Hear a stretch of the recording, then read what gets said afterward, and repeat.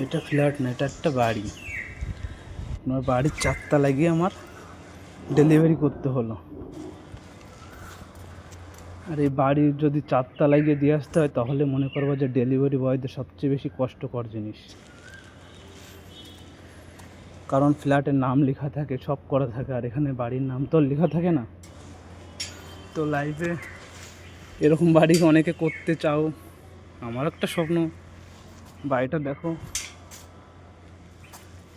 এই যে বাড়ি। কোনো ফ্ল্যাট হলে বা আলাদা ব্যাপার, বাড়ির টপ ফ্লোরে গিয়ে দিয়ে আসলাম।